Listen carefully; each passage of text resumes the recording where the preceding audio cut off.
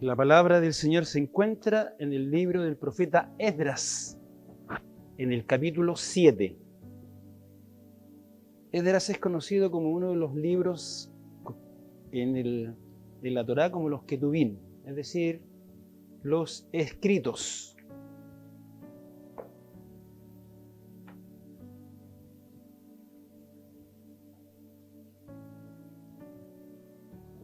Capítulo 7. Después de Segunda de Reyes.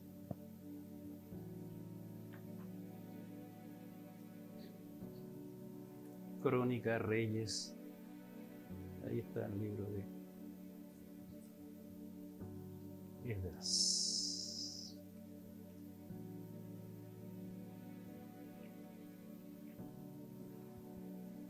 En el capítulo 7 vamos a dar lectura a la palabra del Señor. Esdras en el capítulo 7. Desde el verso 1 hasta el verso 28, ambos versos inclusive.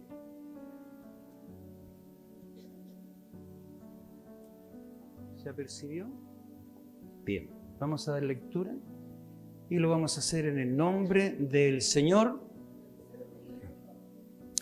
Pasadas estas cosas, en el reinado de Artajerjes, rey de Persia, Esdras, hijo de Seraías, hijo de Azarías, hijo de Hilcías, hijo de Salum, hijo de Sadoc, hijo de Ahitob, hijo de Amarías, hijo de Azarías, hijo de Meraiot, hijo de Seraías, hijo de Uzi, hijo de Buki, hijo de Abisúa, hijo de Fines, hijo de Eleazar, hijo de Aarón, primer sacerdote.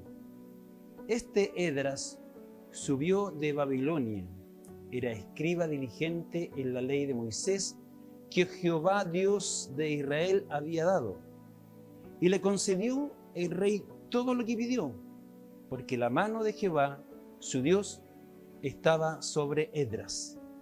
Y con él subieron a Jerusalén algunos de los hijos de Israel y de los sacerdotes levitas, cantores, pastores y sirvientes del templo, en el 7º año del rey Artajerjes, y llegó a Jerusalén en el mes 5 del año 7 del rey, porque el día 1 del primer mes fue el principio de la partida de Babilonia, y al primero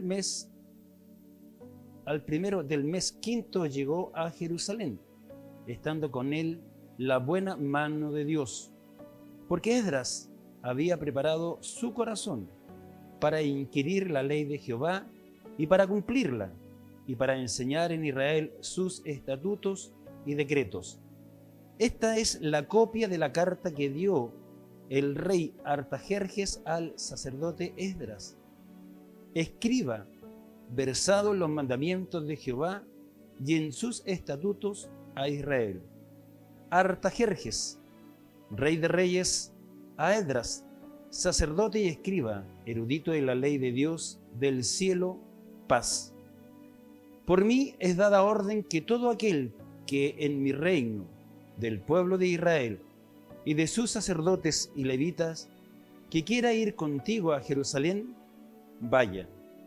Porque de parte del rey y de sus 7 consejeros eres enviado a visitar a Judea y a Jerusalén, conforme a la ley de tu Dios que está en tu mano, y a llevar la plata y el oro que el rey y sus consejeros voluntariamente ofrecen al Dios de Israel, cuya morada está en Jerusalén, y toda la plata y el oro que hayes en toda la provincia de Babilonia, con las ofrendas voluntarias del pueblo y de los sacerdotes, que voluntariamente ofrecieron para la casa de su Dios, la cual está en Jerusalén. Comprarás, pues, diligentemente con este dinero becerros, carneros y corderos, con sus ofrendas y sus lidiaciones, y los ofrecerás sobre el altar de la casa de vuestro Dios, la cual está en Jerusalén. Y lo que a ti y a tus hermanos os parezca hacer de la plata, de la otra plata y oro, hacedlo conforme a la voluntad de vuestro Dios. Los utensilios que te son entregados para el servicio de la casa de tu Dios, los restituirás delante de Dios en Jerusalén. Y todo lo que se requiere para la casa de tu Dios, que te sea necesario dar, lo darás de la casa de los tesoros del rey. Y por mí, Artajerjes rey, es dada orden a todos los tesoreros que están al otro lado del río, que todo lo que os pida el sacerdote Esdras, escriba de la ley del Dios del cielo, se le conceda prontamente, hasta 100 talentos de plata, 100 coros de trigo, 100 batos de vino y 100 batos de aceite y sal sin medida. Todo lo que es mandado por el Dios del cielo sea hecho prontamente para la casa del Dios del cielo. Pues, ¿por qué habría de ser su ira contra el reino del rey y sus hijos? Ya vosotros os hacemos saber que todos los sacerdotes y levitas, cantores, porteros, sirvientes del templo y ministros de la casa de Dios, ninguno podrá imponerles tributo, contribución ni renta. Y tú, Esdras, conforme a la sabiduría que tienes de tu Dios, pon jueces y gobernadores que gobiernen a todo el pueblo que está al otro lado del río, a todos los que conocen las leyes de tu Dios, y al que no las conoce, le enseñarás. Y cualquiera que no cumpliere la ley de tu Dios y la ley del rey, sea juzgado prontamente, sea muerto, a destierro, a pena de multa o prisión. Bendito Jehová, Dios de nuestros padres, que puso tal cosa en el corazón del rey, para honrar la casa de Jehová que está en Jerusalén, e inclinó hacia mí su misericordia delante del rey y de sus consejeros y de todos los príncipes poderosos del rey. Y yo, fortalecido por la mano de mi Dios sobre mí, reuní a los principales de Israel para que subiesen conmigo. Que el Señor añada mucha bendición y revelación a la lectura de su palabra. Vamos a orar un poquito para que el Señor nos guíe, nos influya, nos revele y nos impacte a través de su palabra. Padre amado, en tu bondad y en tu misericordia te alabamos, te glorificamos, exaltamos tu nombre porque tú eres digno de toda honra, gloria, alabanza, Señor, porque tú formaste todas las cosas, Señor, y en ella, Padre amado, formaste al hombre a tu imagen y semejanza para que cumpliese, Señor, los mandatos, preceptos, Dios mío, de continúe la obra de tu mano, Señor, como creadores.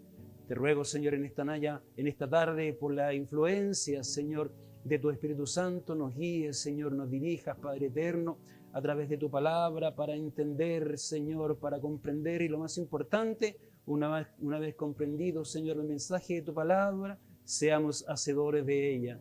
Señor, dice tu palabra, bienaventurado es aquel que pone oído y que escucha tu palabra, pero más bienaventurado es aquel que la pone por obra.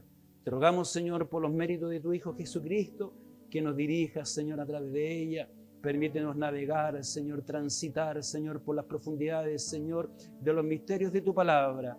También en ella dice, Señor, que la honra, la gloria de Dios, tu gloria es ocultar, Señor, un misterio, pero la honra del hombre es descubrirla. Permítenos, Señor, sentirnos honrados en esta tarde para poder descubrir, Señor, los consejos de tu palabra. Por misericordia, te lo imploramos en el nombre de Jesús. Amén. Permiso.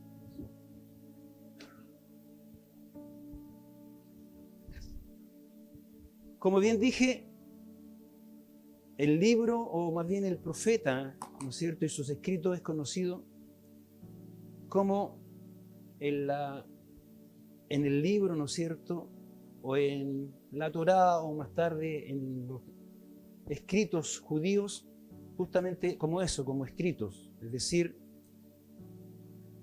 continúa un proceso bajo la premisa de que Dios es el protagonista de la historia de la redención de la humanidad.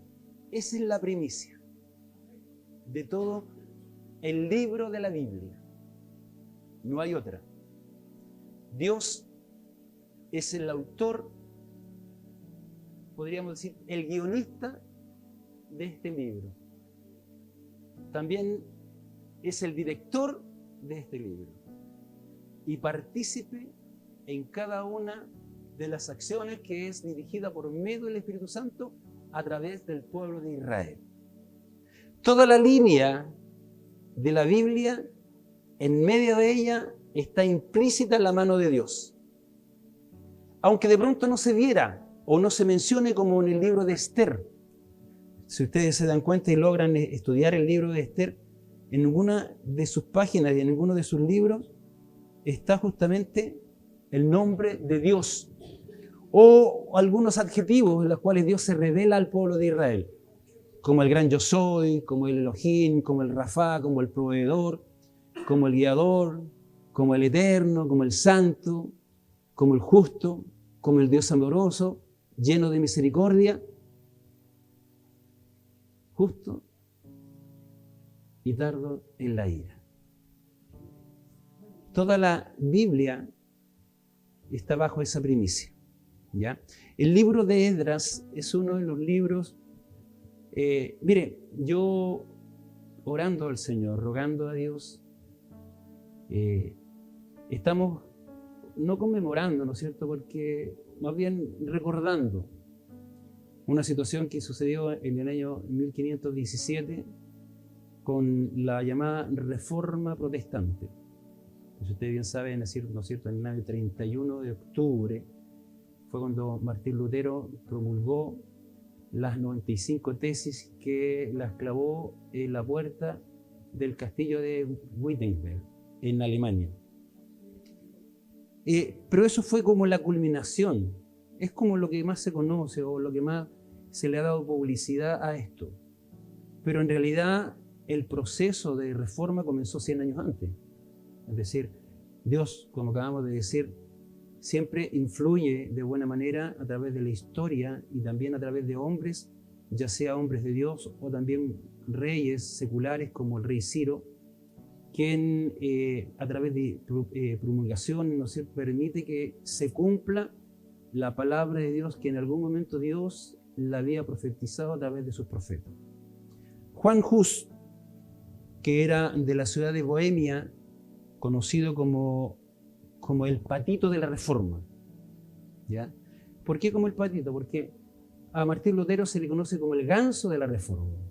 Es decir, Juan Hus no tenía mucha influencia dentro de la casta social de Bohemia porque era un sacerdote más. Él comienza, ¿verdad?, la Reforma siendo él un sacerdote de Roma. A través, ¿no es cierto?, del estudio de la palabra de Dios, que esto es relevante e importante, que nosotros no debemos olvidarnos, ella la que a nosotros nos da luz, nos muestra qué es lo que Dios quiere con nosotros y cuál es el propósito en cada uno de nosotros, y finalmente nosotros podemos entender que todo el propósito que Dios tiene hacia la humanidad es la redención del hombre caído en Edén. A través de toda la historia, comenzando con Juan Hus, en el año 1400 aproximadamente, como él estudiaba la palabra de Dios, hubieron cosas que en la iglesia dominante a él no le cuadraban, o más bien la revelación de Dios influyó en este hombre. Sencillo. Era, por decirlo de alguna manera, un sacerdote como de pueblo, alejado de la ciudad. Como era un sacerdote que no tenía mucha influencia en la casta social de aquella época, no tuvo mucha influencia, pero él sí, siendo anciano, dio su vida por esta causa, por reformar la iglesia. Él nunca quiso salir de la iglesia católica. Lo mismo que sucedió con Martín Lutero, 100 años después, en el año 1517. Él nunca quiso salir de la iglesia católica, nunca pensó el impacto que él iba a tener cuando él martilla o clava estas 95 tesis en esta puerta. ¿Por qué? Porque era algo normal que alguna situación que pasara, ¿no es cierto?, en Alemania, o alguna noticia que se quisiera dar en esa sociedad, se clavaban situaciones dentro del reino, o algún edicto, o algún mensaje que se le quería dar al pueblo. Era normal que se clavaran, ¿no es cierto?, en las puertas del castillo. Era como hoy día nosotros lo conocemos, así como en forma bien sencilla, como el diario de vida que nosotros colocamos la información. Era súper normal, ¿no? Para nada era extraño que se viera todos los días clavado, ¿no es cierto?, en la puerta alguna noticia o alguna necesidad. Martín Lutero utilizó esa misma manera, esa misma forma, porque no tenía redes sociales como hoy día. No había Facebook, no había Instagram, no había Twitter, no estaba la red o los diarios, ¿no es cierto?, electrónicos como aquella época. Si lo hubiese habido en esa época, no cabe ninguna duda que los habría utilizado, porque ese era el medio de comunicación que había, o de información. Pero no sabía y no se dio cuenta el impacto que esto iba a suceder, porque sacaron esas 95 tesis y no por coincidencia o por el azar, sino que Dios tiene el destino y tiene el control de todas las cosas. A pesar de las situaciones que nosotros hoy día vivimos, Dios aún está sentado en su trono y tiene el control de todas las cosas. Y justamente ahí se inventa la imprenta. ¿Coincidencia? Y utilizaron la imprenta justamente para divulgar por toda Europa estas 95 tesis. ¿Por qué? Porque toda Europa estaba siendo o estaba bajo la hegemonía de la iglesia dominante en aquella época, y su dominio no era solamente religioso, sino que también era político y era social. Los reyes estaban muy sujetos a lo que decía el papado y al obispado, y por razones obvias, ¿no es cierto?, hacia los sacerdotes y los padres de cada una de las iglesias de aquella época. Pero todo tenía que pasar por mano del papado. Entonces, por razones obvias, ¿no es cierto?, los oprimían. El papado tenía una de los pagos, ¿no es cierto?, de los pecados que se le conocían como las indulgencias. Y esto, tanto como a Juan Hus como a Martín Lutero, le provocó cierta resistencia, ¿no es cierto?, a tener que pagar indulgencias. Una vez que se estudió las Escrituras y estudiaron el libro de Romanos, donde dice que el justo por la fe vivirá. Es decir, el único requisito que nosotros tenemos es tener fe en la redención de Cristo. Como el Espíritu Santo obró, ¿no es cierto?, en estos dos grandes hombres, se comenzó este movimiento llamado como la Reforma Protestante. Ellos se separaron, ¿verdad?, aunque nunca Martín Lutero quiso separarse de la iglesia dominante. Él nunca dejó sus votos, nunca dejó de ser sacerdote. La iglesia lo expulsó y lo persiguió. Dios tomó a hombres que lo cuidaran, lo apartaran, y él estuvo apartado muchos años con la intención, guiado por el Espíritu Santo, de que la Biblia se tradujera al alemán. Y comienza, a partir de ese momento, las traducciones de las Biblias, y gracias a esa reforma que comenzó Juan Hus y se culminó con Martín Lutero, tenemos hoy la Biblia en nuestras manos. No cabe ninguna duda que la mano de Dios transitó por todos esos caminos. Debemos nosotros sentirnos honrados por esta gran hazaña de grandes hombres de Dios que se han prestado en las manos de Él para que hoy día nosotros tengamos la libertad de proclamar a Jesucristo como nuestro Redentor. ¿Qué tendrá esto que ver con lo que nosotros acabamos de leer? Que el Señor nos dé gracia para introducirnos en ello. Como dije, preparando en la mañana, la tradición le atribuye al libro de Esdras esta narración, es decir, la tradición cree que el autor intelectual de este libro fue Esdras. Esta narración trata sobre el retorno de los cautivos de Sión, que estaban cautivos en Babilonia, después de su cautividad en el año 538 a.C. Y yo quiero que me acompañe, que tenga siempre, le he dicho, que su Biblia en sus manos, en el libro de Jeremías, porque Daniel, cuando están cumpliendo 70 años cautivo, él, como buen estudioso de la Escritura y lector de ella, sabía de la profecía de los 70 años. Y en el libro de Jeremías, en el capítulo 29, verso 10, habla justamente de esta profecía de los 70 años, que algunos le conocen o le llaman las 70 semanas. ¿Ya? Ese es un estudio, digamos, un poquito más profundo que ya Dios en algún momento me permitirá poder indagar en eso. Jeremías capítulo 29, verso 10 dice así: porque así dijo Jehová, cuando en Babilonia se cumplan los 70 años, yo os visitaré y despertaré sobre vosotros mi buena palabra para haceros volver a este lugar, es decir, volverlos a Jerusalén.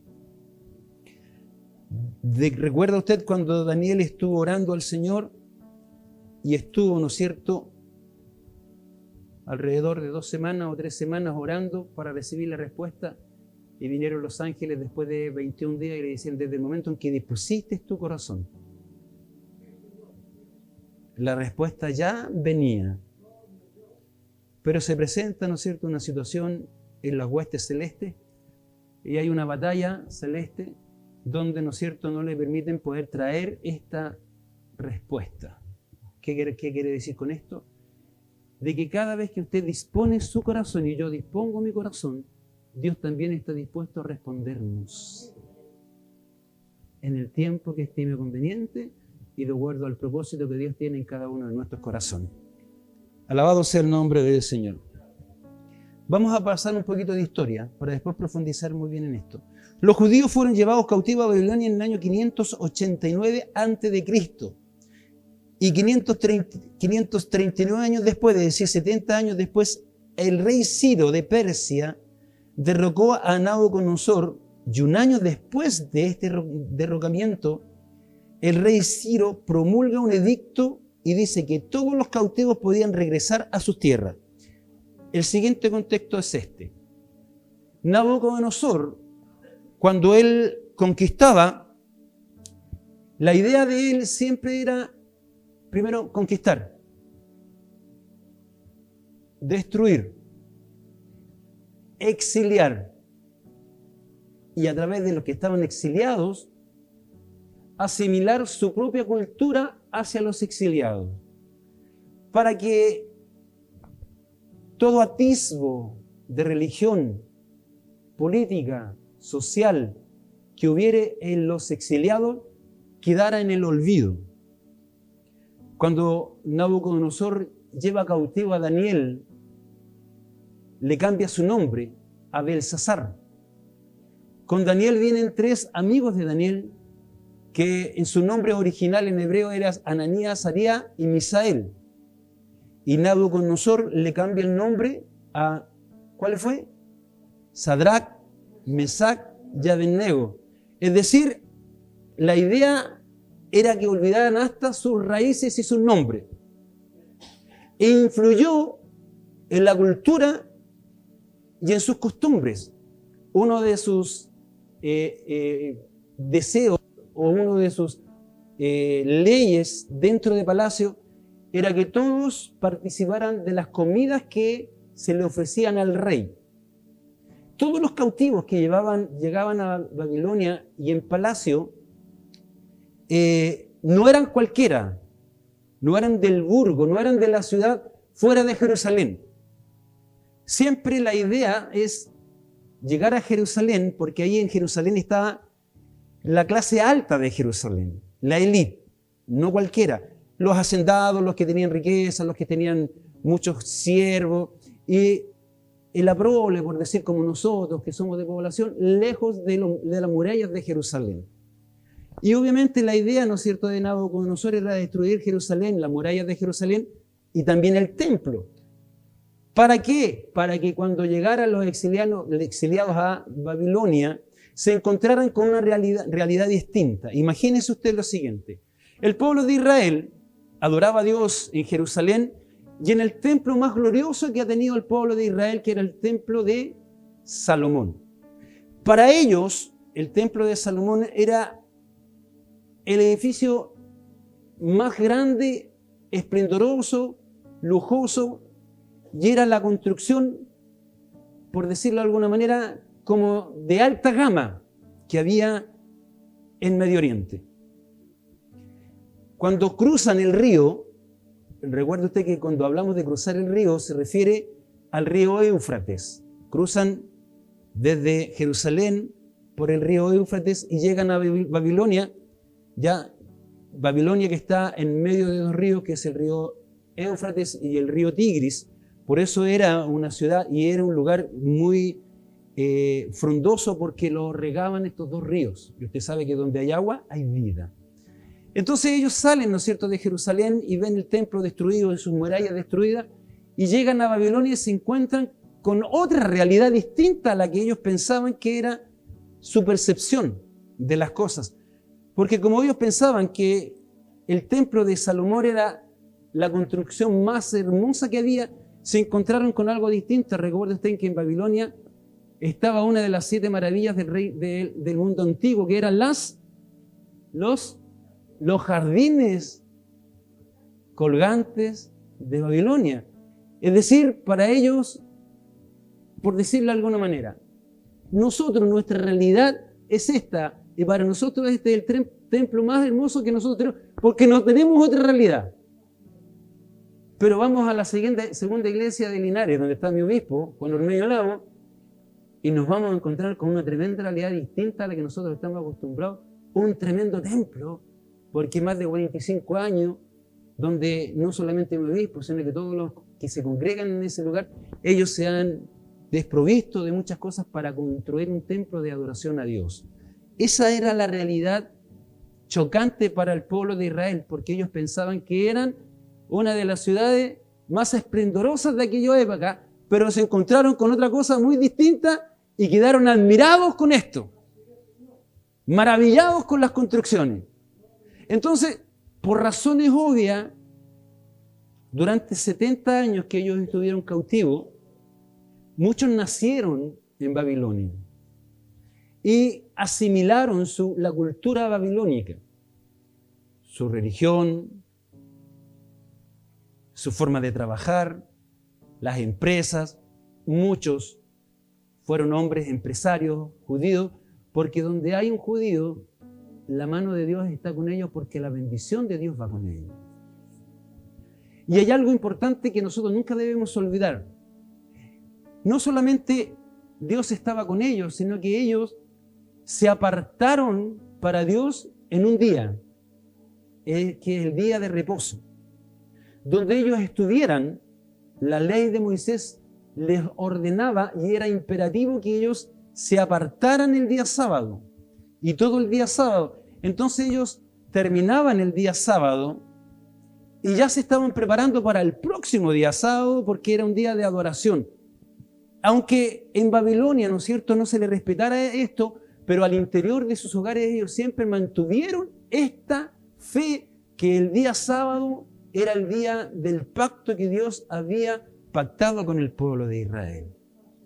6 días trabajarás y el 7º día reposarás, porque cuando Dios formó el universo, ¿qué es lo que hizo el 7º día? Reposó de su creación, se alegró de ella. Es cuando nosotros hacemos un trabajito, lo vemos bonito, ¿qué decimos? Está bonito, está lindo. Entonces, el 7º día guardó al pueblo de Israel, producto de esto. Esta situación provocaba, ¿no es cierto?, de que muchos no quisieran volver, porque desde el momento en que el rey Ciro de Persia pudiera tomar a Babilonia, tenía otra distinta forma de gobernar a través de todas las naciones que ellos imperializaban, por decirlo de alguna manera. Muy distinto a Nabucodonosor. El rey persa permitía que todos los que estaban cautivos quisieran volver a sus tierras y que adoraran a sus dioses, volvieran a construir sus templos y volvieran, ¿no es cierto?, a practicar sus ritos religiosos de acuerdo a su propia cultura. Y permite, ¿no es cierto?, al pueblo de Israel que volviera. Pero fíjese que Dios había preparado a un hombre justamente en el reino del rey de Persia. En el libro de Segunda de Reyes, si no me equivoco, yo quiero que usted me acompañe hasta el último capítulo y el último verso, porque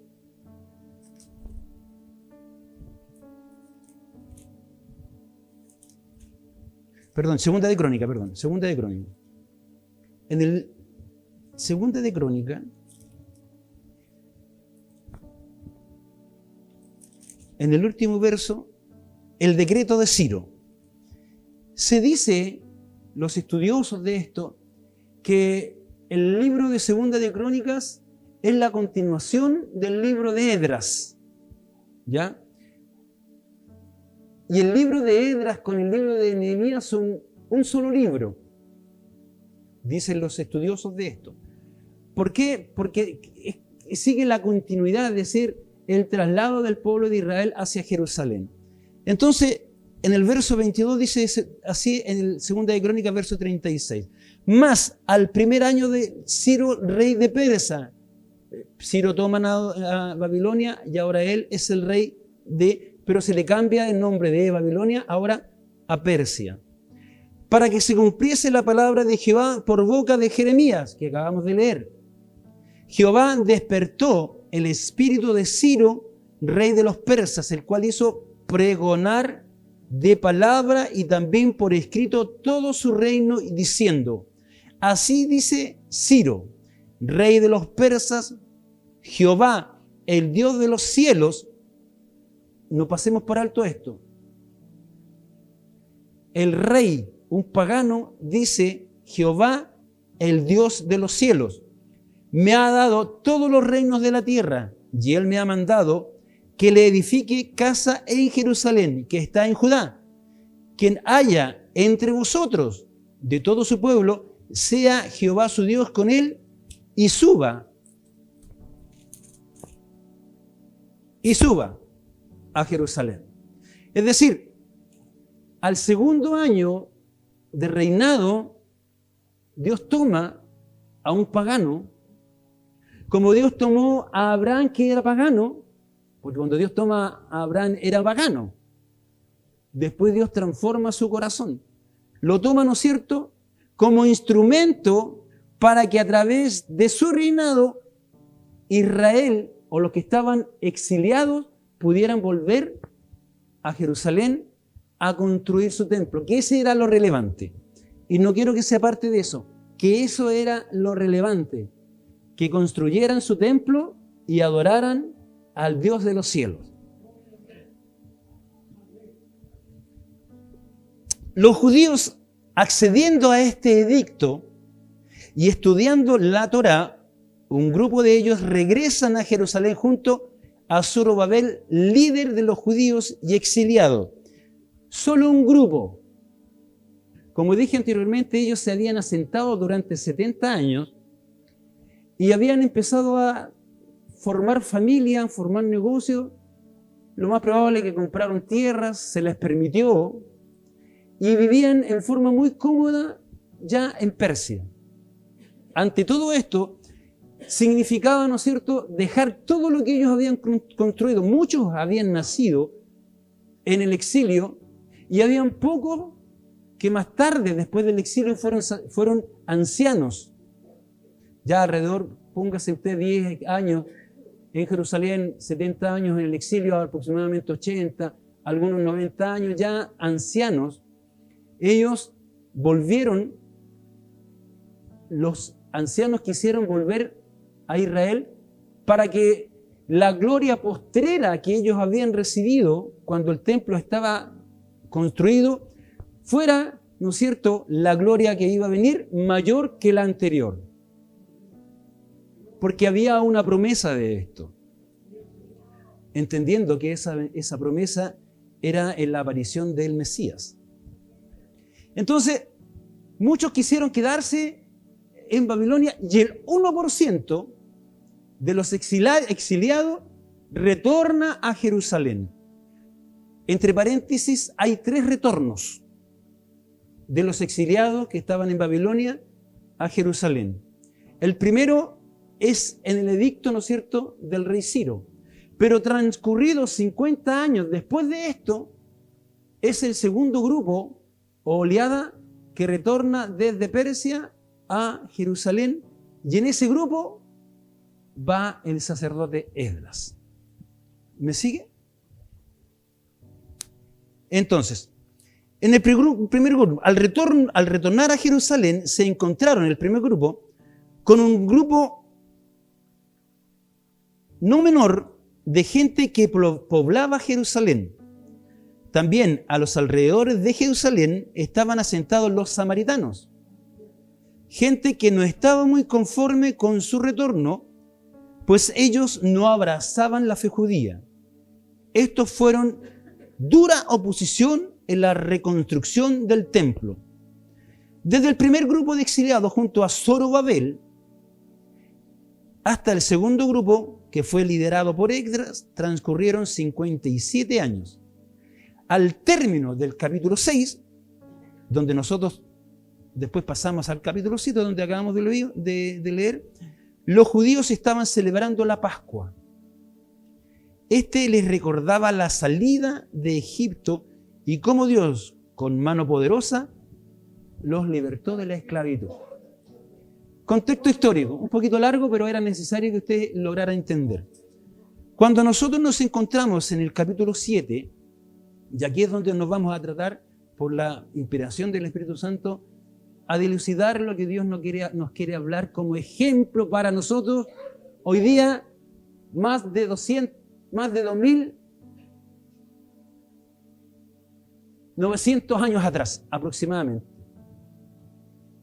Esdras, 1000 años de cuando se construye el templo de Jerusalén, hasta el libro de Esdras, aproximadamente como 800 años, desde la cautividad y a la época donde nosotros acabamos de hablar, son 539 años. Es decir, tenemos que construir un puente 539 años antes de Cristo a los 2023. ¿Son cuánto? 2.700 más o menos años de distancia. Era necesario pasar por ahí para poder entender esto. Si no, habríamos quedado... ¿Por qué? ¿Qué tiene que ver eso con nosotros? Pasadas estas cosas, en el reinado de Artajerjes, rey de Persia, Esdras, mire, ¿por qué se habla de una ascendencia del sacerdote Esdras? Porque Esdras es el que está escribiendo esto y está mostrando sus credenciales, ¿ya? Para que el pueblo de Israel más tarde entendieran por qué Dios había tomado a este sacerdote. ¿En qué podía influir en el pueblo de Israel? ¿Cuán trascendente era este personaje para el pueblo de Israel? Y yo, al mensaje del día de hoy, como hablamos de la reforma, la necesidad de reformar nuestros corazones. ¿Qué significa reformar? Significa volver, devolvernos a una forma. ¿A qué forma? A la original, a la que Dios instauró, a la que Dios formó. Tantos años han pasado que hemos perdido la esencia del cristianismo. Hemos perdido la esencia del mensaje de Cristo. No quiero prejuzgar, porque no es mi labor, Pero muchos, con tradiciones culturales, con hegemonías sociales, con dominio de la Escritura, como hablamos, ¿no es cierto?, de la iglesia dominante, tapan el mensaje de Cristo y tapan justamente a Cristo. La relevancia de Cristo en toda la historia de la humanidad. Recuerda usted que en el libro de Génesis, en el capítulo 3, verso 15, Dios promete, ¿no es cierto?, al hombre y a la mujer un libertador. Es la primera profecía, se conoce como el protoevangelio, el antiguo o el primer mensaje de redención para la humanidad caída.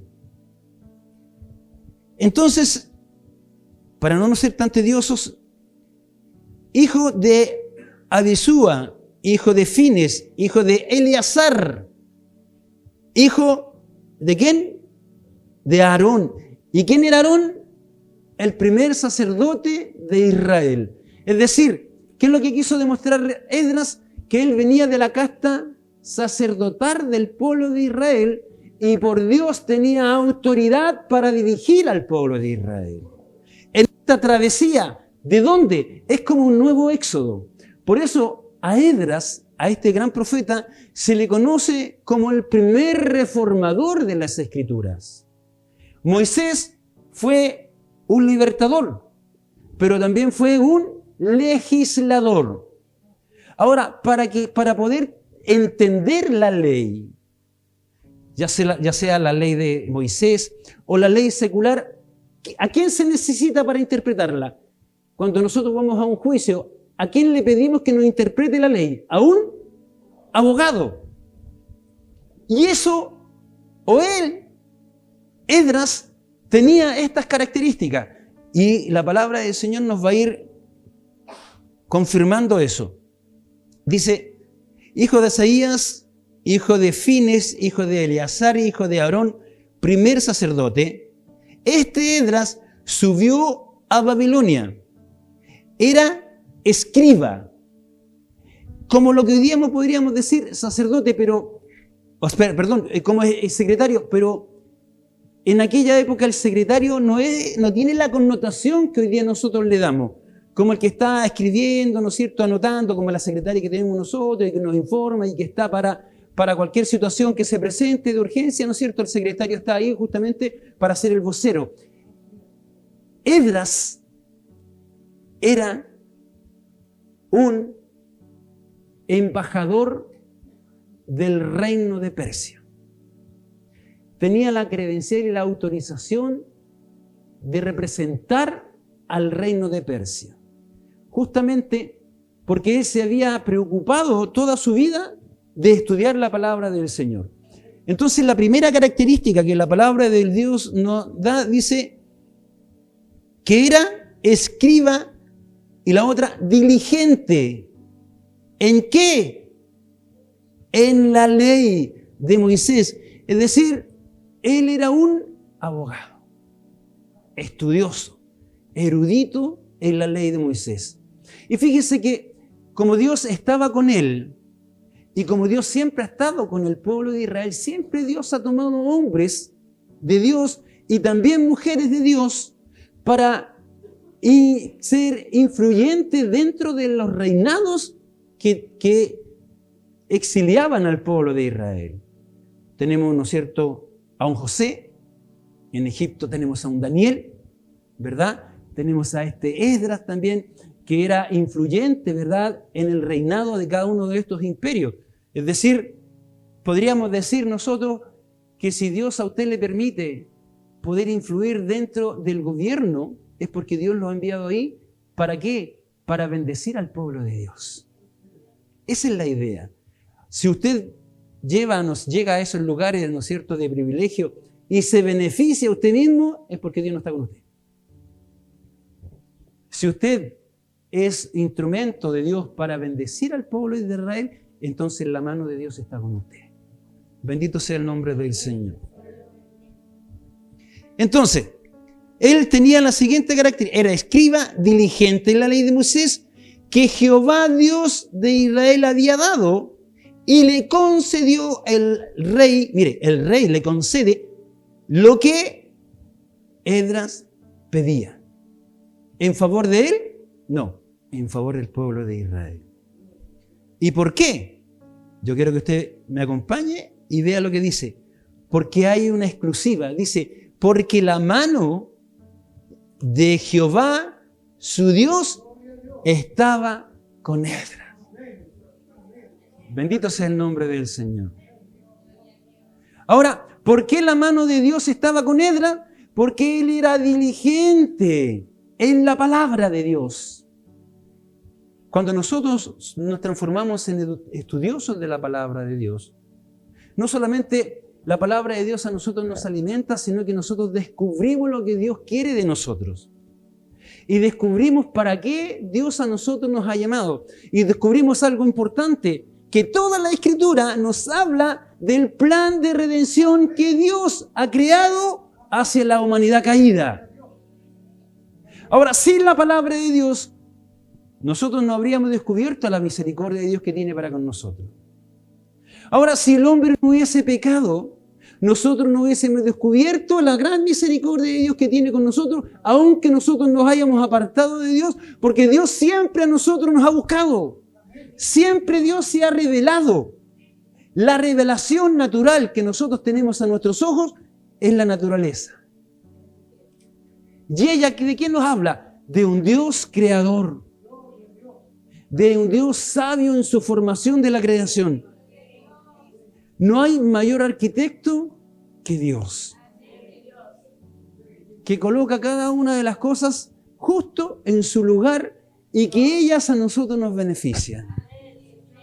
Bendito sea el nombre del Señor. Fíjese que Dios en la creación, en el cuarto día, coloca ¿a quién?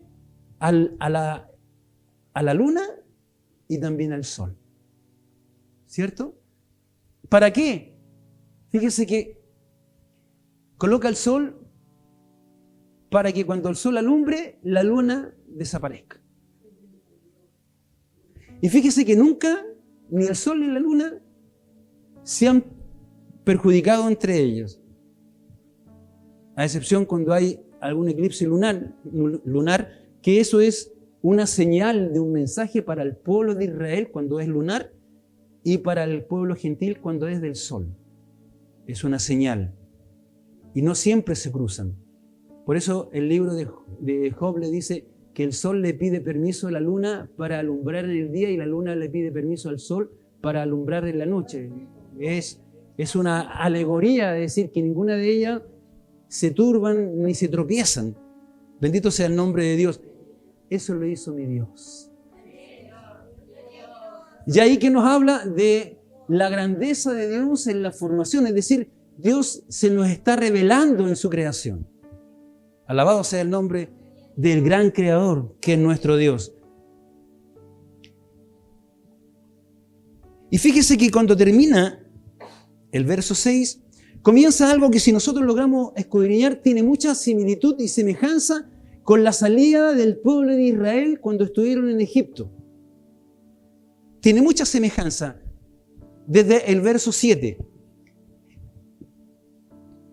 Y con él, con Esdras, subieron a Jerusalén algunos de los hijos de Israel y de los sacerdotes, levitas, cantores, porteros y sirvientes del templo en el 7º año del rey Artajerjes.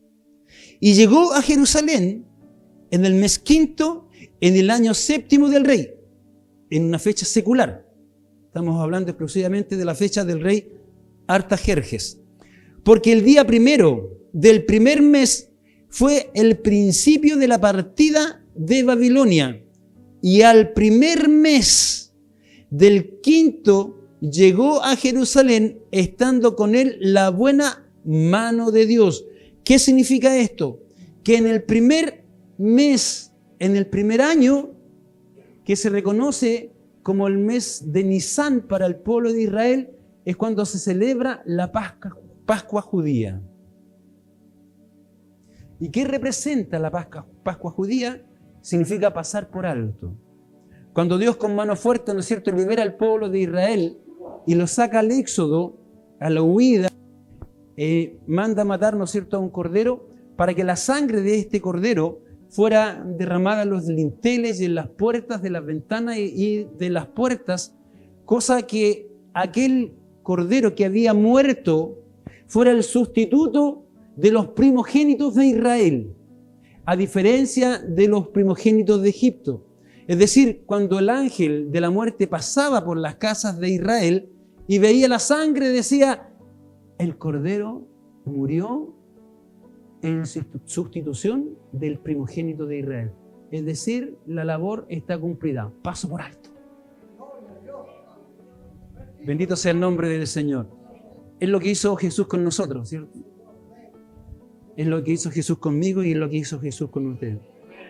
Teníamos que haber sido nosotros sacrificados, pero el ángel de Jehová pasó por encima de nosotros y miró la sangre de Cristo derramada en la cruz y dijo, el plan fue cumplido. Paso por alto. Alabado sea el nombre del Señor. Que el Señor nos bendiga. Entonces, por eso al sacerdote Esdras se le conoce como el primer reformador de la ley de Moisés. Es decir, ahora Dios utiliza a Esdras para darle una nueva vida basada en los principios de Dios.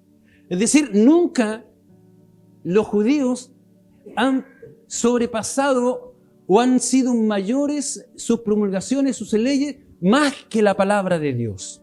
Y es lo que debiese ser para nosotros. Constantemente nosotros debiésemos estarnos reformando, volviendo a la forma original, volviendo a la esencia que Dios nos formó y nos creó cuando estábamos nosotros en el huerto del Edén y perdimos nosotros la relación que había directa con Dios, esa comunicación que nosotros teníamos, la perdimos cuando el hombre pecó. La perdimos. Bendito sea el Señor. Volviendo, ¿no es cierto?, al relato, entendiendo, ¿no es cierto?, que Esdras cuando sale con el segundo grupo de Babilonia, sale justamente en la Pascua. Por eso se conoce como el segundo éxodo de Israel. Estaban cautivos en Babilonia, estaban siendo oprimidos. Fíjese que gracias, y escúchenme por favor los ancianos o los mayores de 50 años. Justo yo no caigo en ese grupo. Casi. Escúchenme por favor. Gracias a los sacerdotes que estaban exiliados en Babilonia y los que nunca se habían olvidado de la gloria que tenían cuando estaban en el templo y adoraban y glorificaban a Dios en el templo y hacían holocaustos y había comunión y cuando la presencia de Dios se manifestaba en el templo de Jerusalén y ese gozo ellos lo guardaron en su corazón y nunca se olvidaron de ello, porque cuando Dios obra en el corazón del hombre y de la mujer, nunca se olvida de esa gloria y nunca se aparta a pesar de las circunstancias que viva. A pesar de donde esté, es guardado por Dios y por la mano de Jehová. Daniel, Ananías, Azarías y Misael propusieron en su corazón no contaminarse porque ellos habían disfrutado de la gloria de Dios en Jerusalén. Y mientras estuvieron cautivos en Babilonia, su corazón ardía por la gloria de Dios. ¿Y qué es lo que hacían ellos?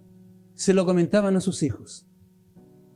Se conoce como una tradición oral, como la Misná, como la tradición oral, de boca en boca, como las historias del pueblo de Israel, y ellos con gozo y con alegría, me imagino, ¿no es cierto? Los ancianitos, como cuando llegamos ancianitos, nos emocionamos con más facilidad, y cuando nos recordamos de cosas hermosas vividas, como ¿no es cierto?, cuando salíamos con los ciclistas, ¿no es cierto?, y cómo Dios se manifestaba en la carretera, y cómo Dios iba sanando, cómo Dios iba perdonando, cómo Dios iba restaurando, y nos acordamos de esas situaciones nosotros, y hoy día vemos que los jóvenes están viviendo las experiencias que nosotros vivimos, y también nos gozamos de eso. Gracias a aquellos ancianos que aún estando cautivos y no se olvidaron de esto, justamente albergaron en su corazón un día querer volver a Jerusalén. Y lo transmitían. Por eso dije al principio, los hermanos ancianos, los hermanos de edad, lo que hemos vivido, todas estas experiencias maravillosas, transmitámoslas a nuestros jóvenes, a nuestros hijos, a los nietos, para que ellos también anhelen estar en la presencia de Dios, quieran gozar lo que nosotros hemos gozado. Usted y yo podemos ser reformadores en nuestra familia y en nuestros hogares.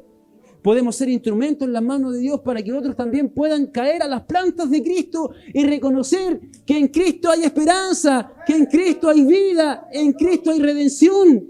Y esa redención es para quienes abrazamos la palabra de Dios. Bendito sea el nombre del Señor. Que el Señor nos bendiga. Fíjese que en el verso 8 dice: y llegó a Jerusalén en el mes quinto, en el año séptimo del rey, porque el día primero del primer mes fue el principio de la partida de Babilonia, y al primer mes y quinto llegó a Jerusalén, estando con él, ¿quién? La buena mano de Dios. ¿Pero por qué? Porque Esdras había preparado su corazón. Mire, creo que la semana pasada hablamos de esto. Hay una señora en la feria donde es clienta de nosotros, y ella me dice así: si a mí Dios no me toca, yo no creo. Así me dice. Mire, nosotros no podemos ser tan simples, sobre todo nosotros los que estudiamos la palabra. Si bien es cierto que Dios siempre tiene su rostro vuelto hacia el pecador, ¿hasta cuándo? Hasta cuando éste se devuelve. Pero antes no. Porque Dios dice en su palabra en el libro de Apocalipsis que yo estoy. ¿Y qué significa cuando alguien está golpeando su puerta? Quiere que usted le abra, ¿cierto? Pero no está dentro, significa que está afuera. Mientras nosotros no le abramos nuestro corazón, Dios no va a entrar. Porque Él es un caballero. Porque Él no es un dictador. Él es un Dios amoroso, misericordioso, bondadoso, pero justo. Y la justicia de Dios siempre se manifiesta en verdad. Pero Esdras tenía una particularidad que no todos la tenían, y espero yo tenerla. Espero que usted también la tenga. Esdras había preparado su corazón. ¿Y cómo se prepara el corazón? Fíjese que el Salmo 1, siempre me gusta con la escritura porque, ¿por qué? Porque la palabra de Dios es la que se revela a sí mismo. Y fíjese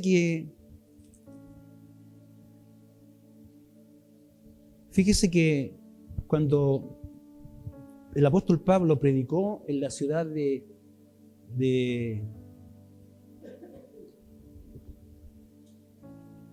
Berea, cuando llegaban a su casa, ¿qué es lo que hacían los bereanos? Escudriñaban si lo que el apóstol había dicho era cierto. Porque mientras nosotros seamos lectores y estudiosos de la palabra de Dios, a nosotros el enemigo no nos va a engañar. Porque dice la palabra del Señor: lámpara es a mis pies tu palabra y lumbrera en mi camino. Mientras nosotros estemos alumbrados en la palabra de Dios, nunca vamos a tropezar y nos vamos a caer. Porque cuando está oscuro, necesitamos que algo nos alumbre, porque si no chocamos con todas las cosas. Aparece la luz y nos damos cuenta de todas las cosas que están a nuestro alrededor y no nos tropezamos y no nos caemos. ¿Qué dice el Salmo 1? Dice: bienaventurado el varón o varona que no anduvo en consejo de malos, ni estuvo en camino de pecadores, ni en silla de escarnecedores se ha sentado, sino que en la ley de Jehová está su delicia, y en su ley medita de día y de noche. Y mire, y será como árbol plantado junto a corrientes de agua, que da su fruto en su tiempo y su hoja no cae, y todo lo que hace prosperará. Bendito sea el nombre del Señor.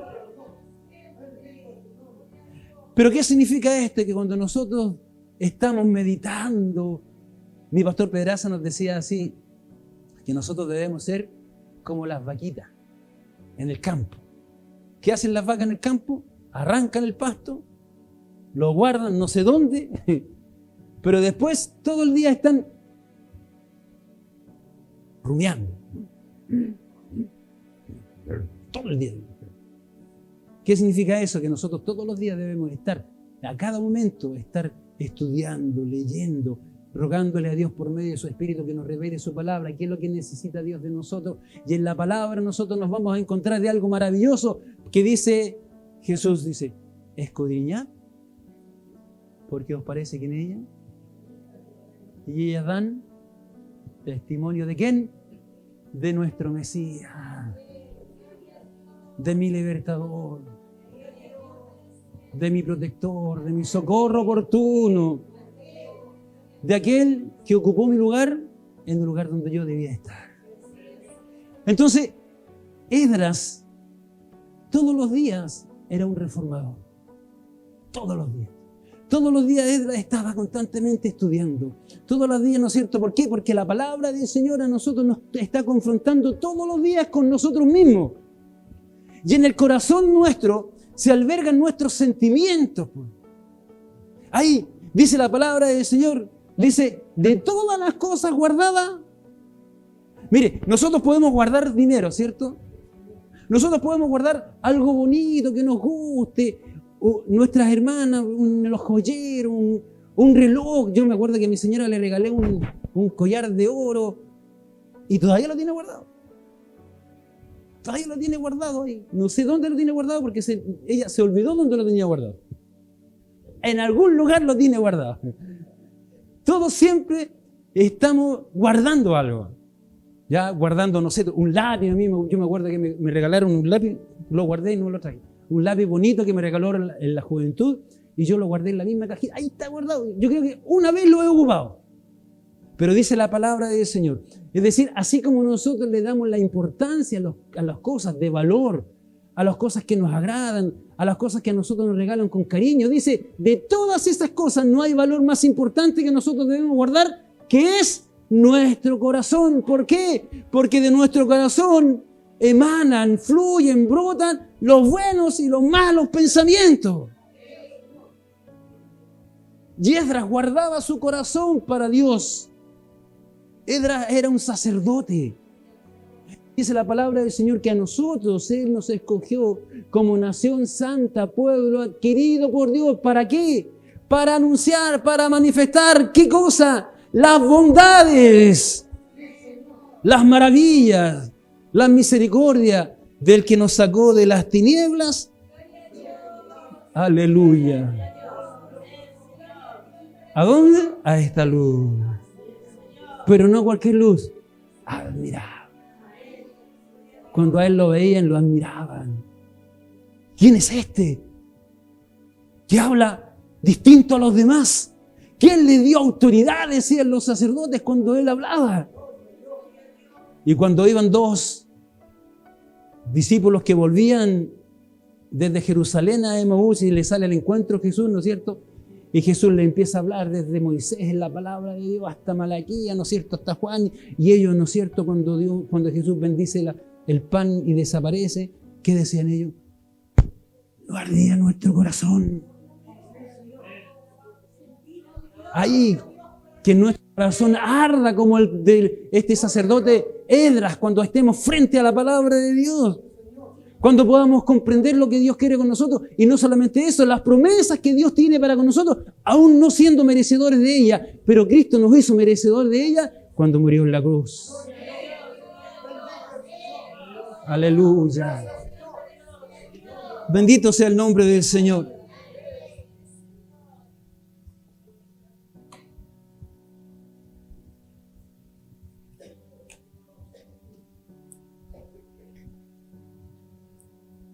Porque Esdras había preparado su corazón, mire, para inquirir.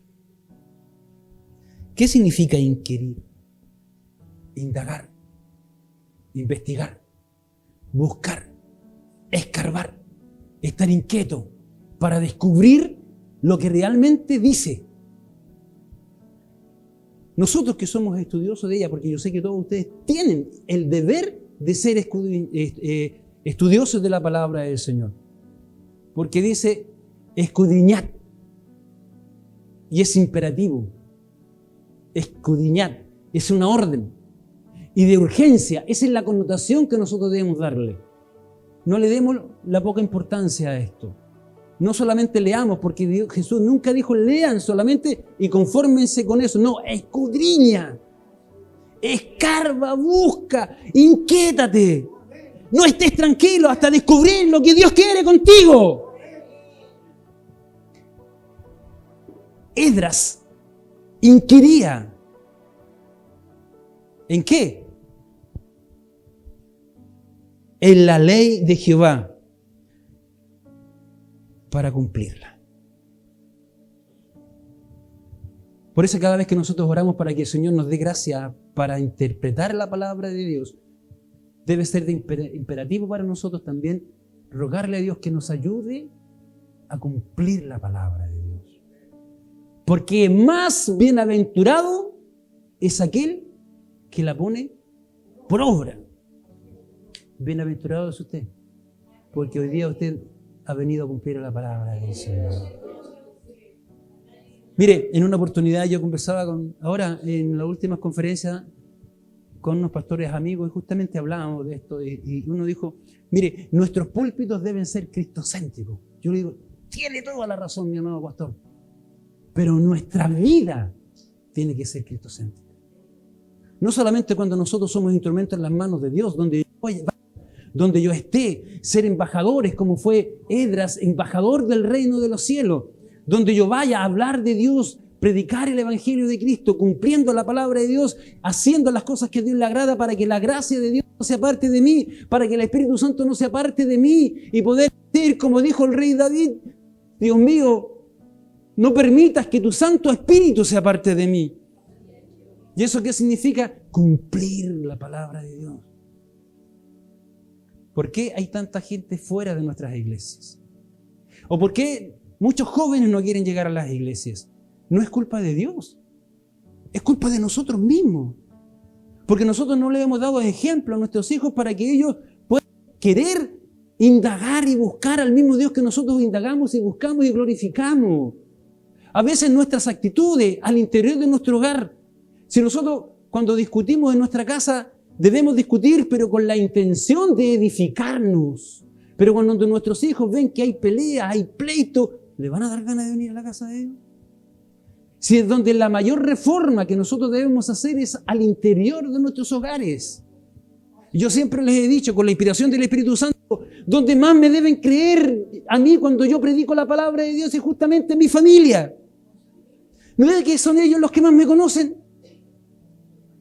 Cuando yo les digo, bendigan la mesa cuando ustedes se sientan a comer y den gracias a Dios por todo lo que Dios le da, porque hay gente que no tiene para comer, y demos gracias a Dios por esta comida. Pero si imagínense yo me sentara a la mesa y ¿y esto me trajiste de comer? ¿Estaré cumpliendo yo lo que yo de mí aquí mismo proclamo? Esas son las actitudes que nosotros permitimos que los demás que a nosotros nos ven puedan también llegar a la casa de Dios. Y es nuestra responsabilidad. Por eso debemos constantemente reformarnos, detenernos. Dice el libro de Jeremías, dice, deteneos en los caminos. Paraos.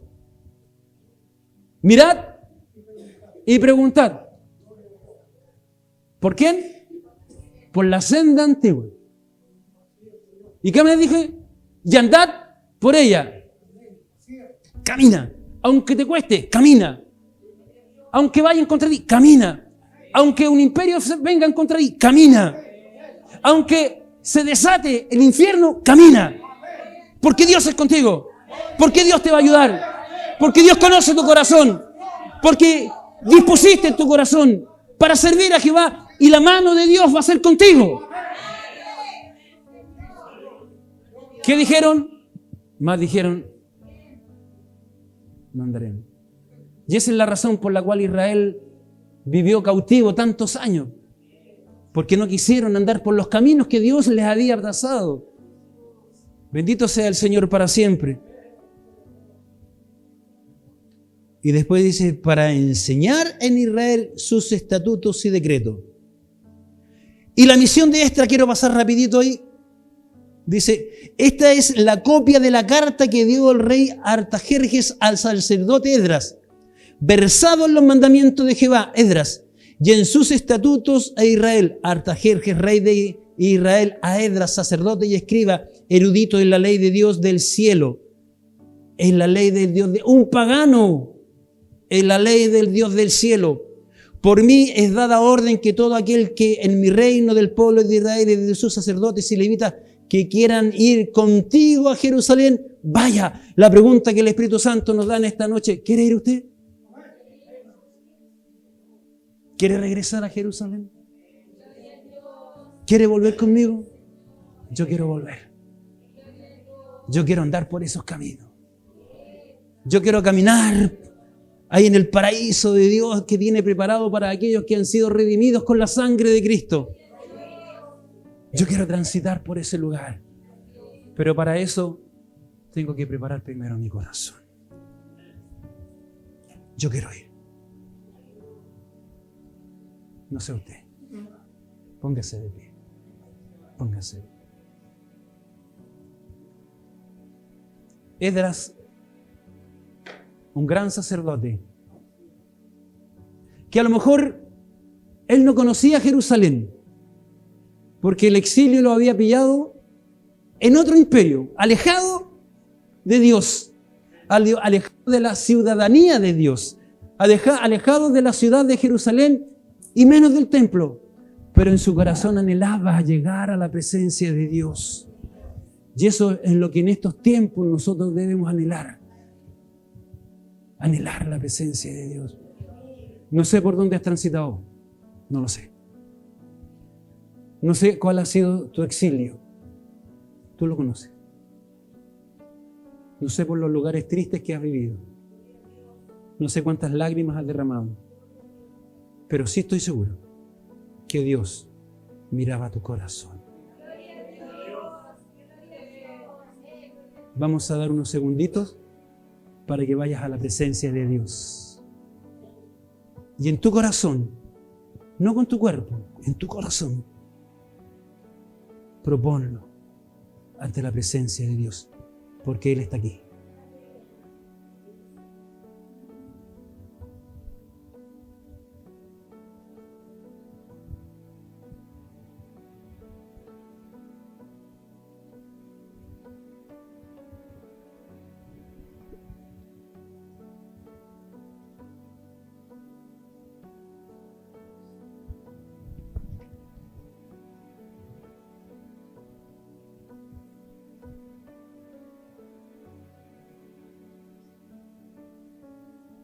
Te bendecimos, Señor. Te alabamos, te glorificamos, Señor. Señor, tú conoces la intención de nuestro corazón.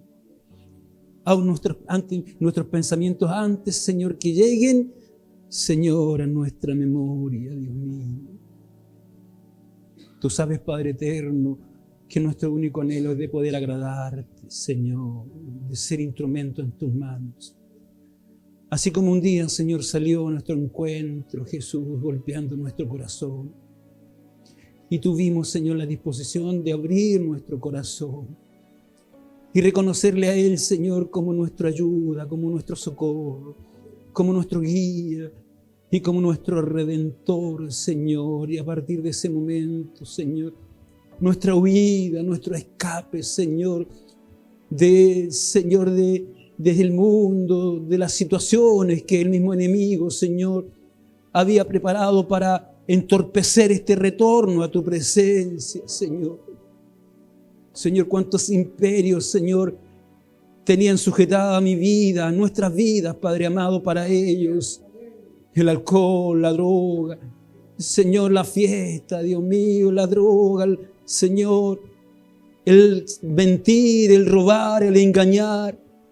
Señor, el no presentarnos, Padre amado, ante tus plantas, Señor, esas mismas cosas, Señor, eran lo que nos tenían atrapados, Dios mío. Nuestra esencia, Señor, en la imagen y semejanza, cuando formaste al hombre, se había perdido. durante toda la historia de nuestra vida, que se la habíamos entregado, Señor, a un mundo opresor, a un mundo distante de tu presencia. Oh Dios mío, pero tú conocías, Señor, nuestro corazón. Sabías que en el fondo de nuestro corazón anhelábamos el deseo de poder transformar nuestra vida. Y en cuántas oportunidades quisimos cambiar nuestra vida. En cuántas oportunidades, Señor, estuvimos a punto de quitárnosla. Porque el enemigo nos tenía engañado, nos tenía aprisionado, nos tenía, Señor, atado, Dios mío. Estábamos oprimidos por el pecado, Señor. Pero en tu misericordia saliste a nuestro encuentro, Dios mío. Y nos permitiste transitar, Señor, de ese encierro de esclavitud, por ese desierto, porque nos preparaste en el desierto para poder conocerte, para poder glorificarte, para poder entregar nuestras vidas, Señor, en tus manos. Hoy día, Dios mío, pasado cuántos años desde la primera vez que llegué a tus plantas, pero es necesario, Dios mío, nuevamente reformar mi vida. Es necesario, Señor, nuevamente reafirmar mis convicciones, Señor. Cristalizar mis deseos, mis esperanzas, Dios mío, en mi vida, Señor. Y de presentarme, Señor, como un obrero aprobado para poder transmitir, para poder enseñar, Señor, a todos aquellos que no te conocen, Padre amado, el reino de los cielos. Poder ser un Esdras, Dios mío, donde esté, donde yo vaya, en mi casa, en mi trabajo, con mi familia, Señor, con nuestros hijos, con aquellos que tienen nietos, Señor, presentarles, Dios mío, a este Dios que llegó a nuestro corazón y nos llegó de gozo, de alegría, de esperanza, y decirle, si tú abres tu corazón al Señor, también vas a tener gozo, esperanza, alegría, y vas a recibir al Redentor, aquel que vino y murió en nuestro lugar. Él es nuestro sustituto. Él fue flagelado, Él fue escupido, Él fue azotado. Señor, Él fue crucificado, clavado. Señor, Él sufrió las mayores atrocidades, Señor, de los verdugos que descargaron su ira en su cuerpo. Dios mío, ese lugar era el mío.